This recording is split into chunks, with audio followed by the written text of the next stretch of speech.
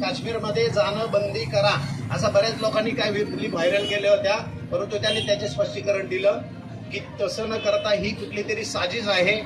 पाकिस्तानला वाटलं पाहिजे का इंडियाला वाटलं पाहिजे हा कोणतरी भ्रमिष्ट करण्याचा तो कार्यकाळ आहे की तिथे गेलेल्या प्रत्येक नागरिकाला पर्यटकाला विचारला की तू कुठल्या धर्माचा आहे आणि किती खालच्या दाराला गेले, किती खालच्या दाराला ते लोक गेले.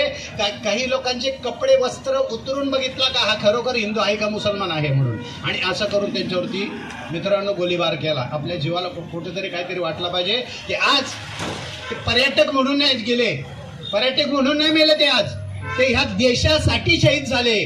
कुठेतरी आज तुम्ही जर गेले असाल तर कदाचित तुम्ही तिथे शहीद झालो असतो. आज ते गेले होते, त्यांचा ईश्वराने त्यांचा कार्यकाल संपवून घेतला, परंतु देशासाठी गेले, ते शहीद झाले. त्यांना श्रद्धांजली अर्पण करण्यासाठी आज आपण या कशेळे परिसरामध्ये हा आपण उपक्रम आपण हातात घेतला आणि तो निषेधाचा कार्यक्रम आपण आज करतोय.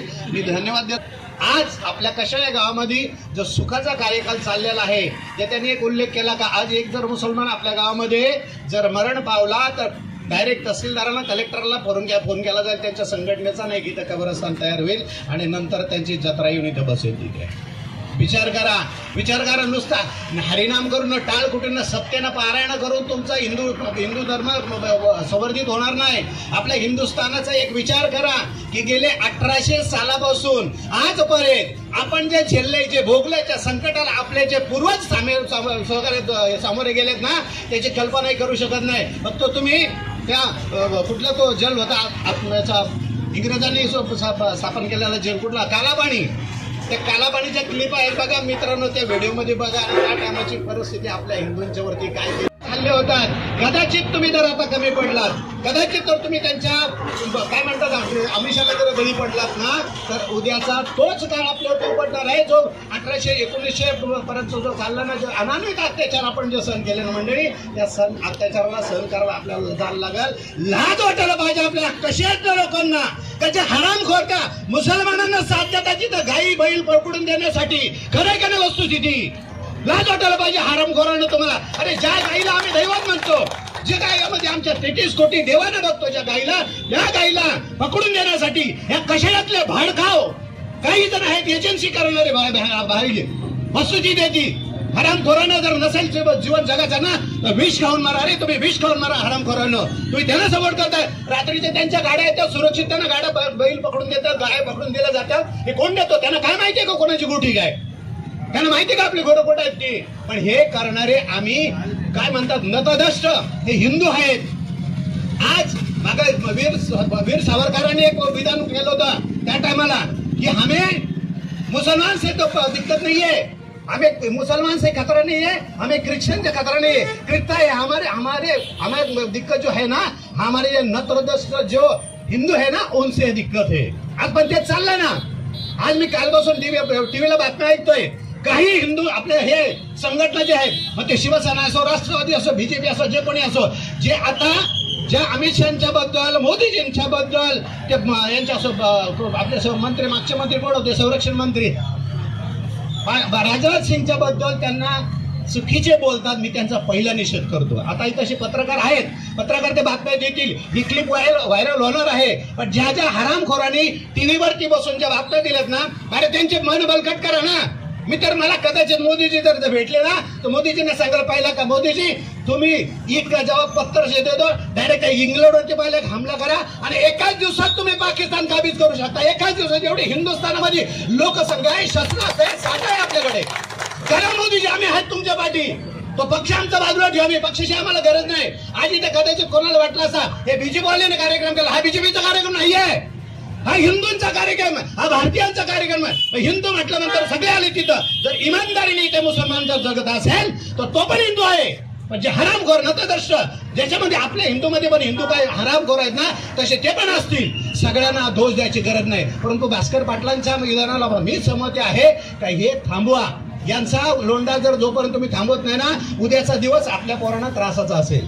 म्हणून मित्रांनो जागे व्हा. इथे ऐकणारे जे हरामखोर आहेत ना, मी आता यांना पहिला हरामखोर बोलतोय. हे जे हिंदू चाललेत ना गाड्यांच्यावरती धडाधड निघून चाललेत ना त्यांना पहिला हरामखोर म्हणतोय. नतदृष्ट चाले हो तुम्ही. तुम्हाला लाज वाटायला शरम वाटायला पाहिजे.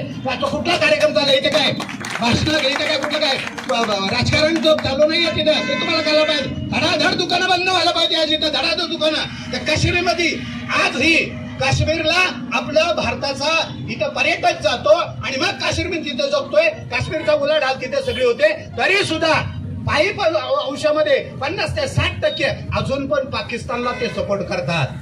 अजूनही करतात तिथं. आम्ही काय करतोय रे? आज तुम्ही विचार करा. आज ते तुम्ही मंडळी तुम्ही जे आपण सुखी आहेत ना हे आमच्या पूर्वजांची पुण्याई आहे. 150 वर्ष आमच्या छतावरती नाचून गेले ते इंग्रज. त्याच्या अगोदर जो चालला होता छत्रपतीच्या काळामध्ये जो काळ होता तो औरंगजेब हरामखोर आला. त्यांनी सळकी बेलं केलं. काय काय परिस्थिती त्या इंग्रजांचा जर छळवाद बघितला ना बायांचा.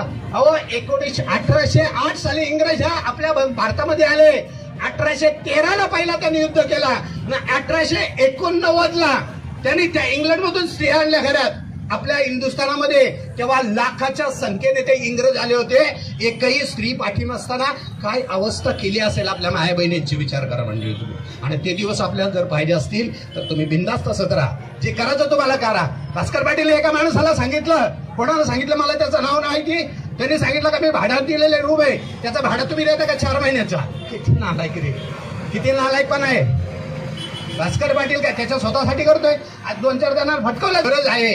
मी प्रवचनकार आहे जरूर आहे. तिथे व्यासपीठावरती बसल्यानंतर ज्ञानाच्या गोष्टी सांगेल तिथं. पण इथं बाकी माझ्या हृदयामध्ये मी 25 वर्षाचा जवान असल्याचं रक्त सळसळतोय हिंदुस्थानासाठी, हिंदू धर्मासाठी, या देशासाठी. आणि या देशासाठी सगळ्यांनी उभे राहा मंडळी. तरच आपला देश वाचल. नाहीतर त्यांचा एक टार्गेट आहे. या भारतामध्ये 40% मुसलमान संख्या जर झाली ना 40 करोडच्या आसपास जर गेले ना तर हिंदुस्थानावरती ते आक्रमण करणार आहेत का. तर ते सगळं सज्ज आहेत. सगळे जागे आहेत. सगळ्यांच्या घरात हत्यार आहेत. आमच्या घरात साधीशी एवढी काठी नाही रे. एवढीशी काठी नाही. जर आले ना 4 लोक तुमच्या घरामध्ये मारामारी केला तर तुम्ही शोधायला जाल काय. तर कोयता सुद्धा आपल्या घरात नाही. कोयता. इथून आपली परिस्थिती झाली. काय तुम्ही जगताय रे पोट भरण्यासाठी. अरे लाचारानं पोट भरण्यासाठी भगवंताने तुम्हाला हात पाय मजबूत दिले ना सगळं. त्याच्यावरती जगाल रे तुम्ही. पण देशाचा विचार करून करणार. धर्माचा कोण विचार करणार. आता एक गोष्ट तुम्हाला मी विचारतो. हात वरती करून सांगा मला उत्तर द्या त्याचा. तुम्ही हिंदू हिंदू म्हणता ना स्वतःला. इथं हात वर करून सांगा आपल्या हिंदू धर्माची प्रार्थना काय. मी सांगतो प्रत्येक प्रवचनामध्ये कुठली प्रार्थना. हात वरती करा. कसं हिंदू रे तुम्ही. कोणाला हिंदू घालतोय. हिंदू धर्माची प्रार्थना. अरे तुम्हाला प्रार्थना आहे त्या मुसलमानांची प्रार्थना पण फटाफटा पोरगा बोलतो. ख्रिश्चनांच्या घरी जा त्याच्या मुलाला लहान मुलाला 4-5 वर्षाच्या मुलाला विचारा की तुमच्या धर्माची प्रार्थना बोल. तो प्रार्थना बोलतो. आणि तुम्हाला त्या हिंदू धर्माची प्रार्थना माहिती नाही तर तुम्ही कसले हिंदू रे. शंड आहेत तुम्ही. नाही तुमच्या मनामध्ये देशसेवा नाही. तुमच्या मनामध्ये हिंदुस्थानाच्या बाबतीत असता तुमच्या मनामध्ये.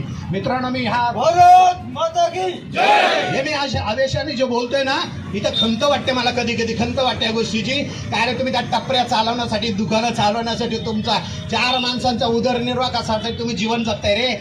अरे ते जीवन जगण्यासाठी भगवंताने तुमची निर्मिती केली नाही. देव देश आणि धर्म हे 3 कार्य करण्यासाठी आपल्याला पाठवलं आहे. कुठलाही कार्य हातात घ्या. मला अभिमान आहे भास्कर पाटीलचा. देशाच्या ना हिंदू धर्माच्या साठी हा माणूस तळतोलतोय. अरे द्या ना त्याला साथ. राहिलं त्याच्या पाठीशी. कसल्या पक्षाला बरोबर खड्ड्यात तो पक्ष कंच सुधारला ते पक्ष करून तिथं. काही गरज नाही पक्षाची. पक्ष तुम्हाला जर मजबूत जर व्हायचं असेल ना तर गाव एकत्र करा. एक गाव करा. आपल्या कशाला गाव हा नाका आहे. कशाला गावामध्ये सगळ्या जवानांनी तरुणांना आता तो राजकारण हातात घ्या आणि त्या अशा माणसाच्या हातामध्ये ती सत्ता का तुमच्या गावाचा खाया पलट करेल. व्हा तुम्ही 5-50 लोक एकत्र. कुठेही गैरकार्य चालला असेल तर त्या कार्याला आपल्याला खंडित करायचं आहे. चांगलं असेल तर त्याला संवर्धित करायचं आहे आणि वाईट असेल तर त्याला जागेवरती खंडित करायचं आहे. म्हणून मित्रांनो मी कशाळ्याच्या ग्रामस्थांना तरुणांना एक विनंती करतो की कशे हा सेंटर प्लसचा गाव आहे. 100-150 गावांचा वेढा आपल्या गावाला आहे आणि त्या कशाळ्याचा आदर्श प्रत्येक गावामध्ये घेतला जातो. परिसरातली सगळी गावं तुम्हाला सपोर्ट करतील. तुम्ही करा. तुम्ही पुढे चाला. सगळे लोक तुमच्या पाठीशी राहतील. आता इथे बघा कशाळ्यातली माणसं किती येते आणि बाहेरची किती येते बघा. आता मी बोललो तेव्हा काय बाईकवाल्यांनी बंद केलेलं आहे. पण मंडळी मी तुम्हाला राग येण्यासाठी काहीच बोललेलो नाही. जागे व्हा एवढीच माझी विनंती आहे. आता आपल्याला